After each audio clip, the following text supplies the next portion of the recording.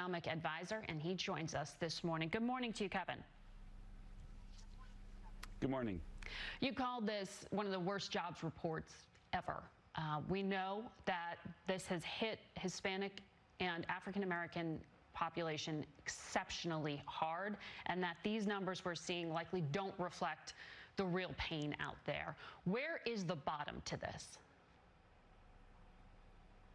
Well, you were exactly right to emphasize that the African-American community and the Hispanic American community have been hit especially hard by this jobs report, with both of those communities, which were really experiencing record low unemployment rates even in January, seeing massive increases in unemployment. Right now, looking across the U.S., there are more than 30 million people that are getting initial claims for unemployment insurance, and that's the biggest negative shock to the jobs market that we've seen since World War II. To get unemployment rates like the ones that we're about to see, to get back to your question, which I think will climb up towards 20% by next month, you have to really go back to the Great Depression to see that. Now, there are a lot of economic differences between right now and the Great Depression. Here, we understand why the economy is slowing down, and we expect that we can reverse it. Whereas in the Depression, there were a lot of other things and a lot of policy errors and so on that made the whole thing drag out. And so I think if you look at the Congressional Budget Office, they currently forecast that the second half of the year will be one of recovery. God willing, that's what's going to happen, and I think that that's the view that's pretty much shared by the White House. And so I think you could expect to see jobs probably trough, in May or June. May or June would be the low point for unemployment. At what rate? That's about what we expect. Yeah, I'm looking for rates north of 20, sadly. North of 20. Part of this is not really science as much as just arithmetic. Right. After the financial crisis, it took a decade to get back to employment levels prior to that.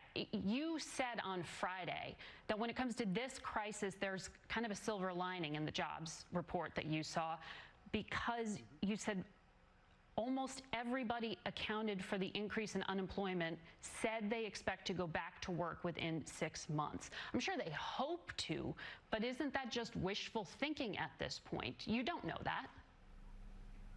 Right. Yeah, nobody knows it, and it's very unsatisfying. Just like none of us really know, when the virus is going to be either treatable, or there'll be a vaccine, or it'll be gone. In which case, we could really just go back to our lives. But the fact is that if you think about the things that would happen that would make it hard to turn on the economy, that's like bankruptcies and business failures and so on. And we've built a bridge to the other side by having these small business loans called the PPP loans, by having a Main Street lending facility, so that the Fed is making cash available to big businesses too. And the idea is to try to keep firms up and running, or maybe not running, but up and connected with their workers, so that when we turn the switch back on, they can get going right away. Now, again, nobody knows for sure whether it's going to work exactly that way, but the Congressional Budget Office, that's their median expectation right now. If you look at the reality for the people who are getting hit the hardest right now, Brookings says 1 in every 5 U.S. children are going hungry. What responsibility does the White House have to respond to that? Don't you need to look at doing things like increasing the amount of money available for food stamps? Right, we need to look at everything. We've mailed very large checks to more than 180 million families. Are you going to have to do that again? And you're right to emphasize the schools. So many children get 2 meals a day at school. We've got schools within a few miles of my house here in D.C. where we're really without the school meals. A lot of the kids that go to those schools, the principal tells me, would go hungry.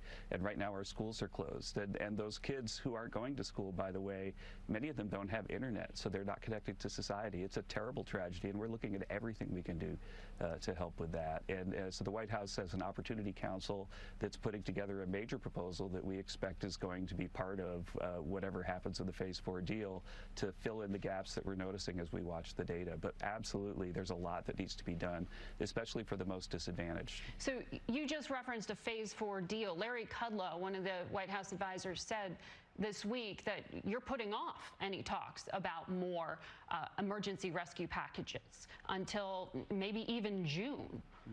Why do you think you can wait that long? Well, here's what we are doing, okay?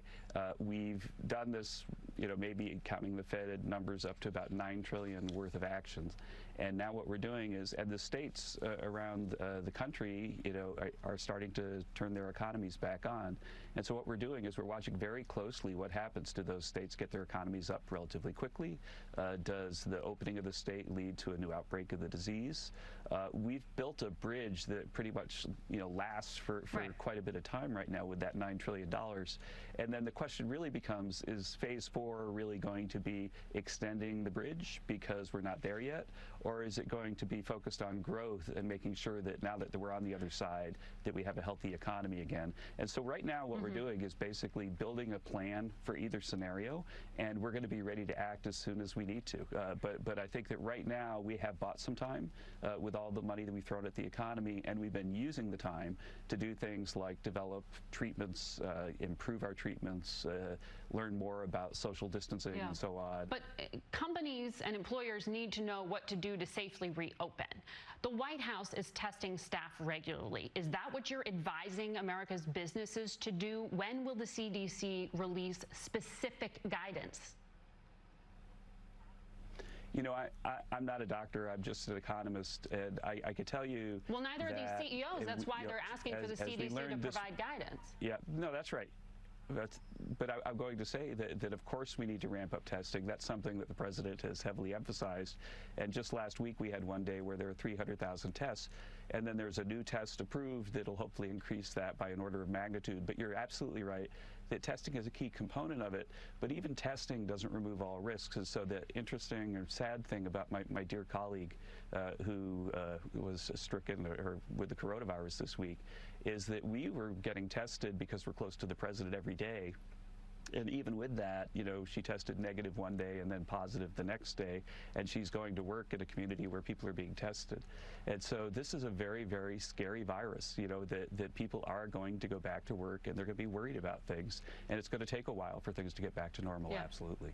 But what we can do is we maximize the chance that happens quickly by making lots of testing available. And that's why we focus so much energy on that. I didn't hear a date on when that CDC guidance is going to be released, but when it comes to your work environment you just described, do you wear a mask? Are you going to continue to show up for work at the White House?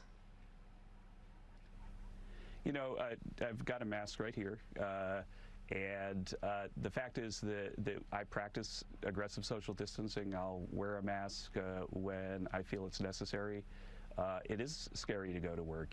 I was not part of the White House in March. I think that I'd be a lot safer if I was sitting at home than I would be going to the West Wing. But, it's a time when people have to step up and serve their country.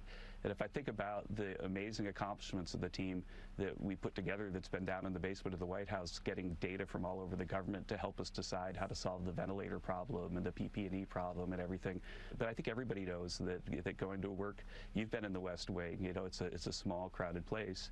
It's a little bit risky, but you have to do it because you have to serve your country.